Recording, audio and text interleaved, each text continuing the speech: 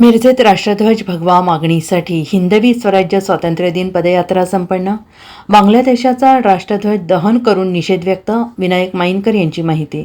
भारत देशाचा राष्ट्रध्वज हा भगवा असला पाहिजे या मागणीसाठी मिरजेत श्री शिवप्रतिष्ठान हिंदुस्थान तसेच हिंदुत्ववादी संघटना यांच्या वतीनं हिंदवी स्वराज्य स्वातंत्र्य दिन पदयात्रा संपन्न झाली. छत्रपती शिवाजी महाराज पुतळा, शिवतीर्थ ते दत्ता मंदिर, वीर सावरकर पुतळा या मार्गावर भगवा ध्वज घेऊन पदयात्रा काढण्यात आली होती.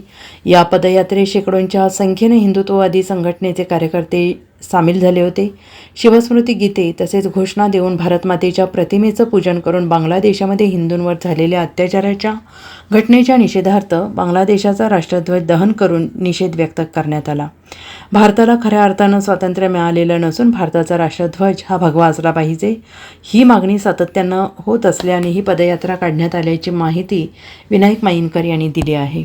1947 रोजी जरी आपला भारत देश स्वतंत्र झाला असला तरी खऱ्या अर्थानं आपल्या देशाला स्वातंत्र्य मिळालेलं नाही आहे.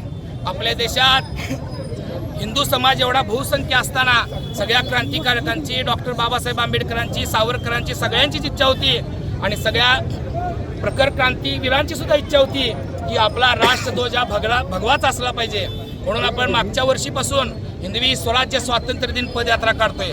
आज सुद्धा आम्ही हजारोंच्या संख्येने शिवप्रतिष्ठानच्या वतीनं म्हणता येणार नाही, सर्व हिंदू समाजाच्या आणि सर्व हिंदुस्थानवर प्रेम करणाऱ्या बंधूंच्या सगळ्यांच्या सहयोगानं आज आपण हिंदवी स्वराज्य स्वातंत्र्य दिन पदयात्रा काढलेली आहे.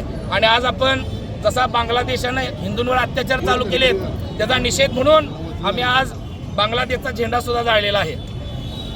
Bureau report, SBN Marathi, Miraj.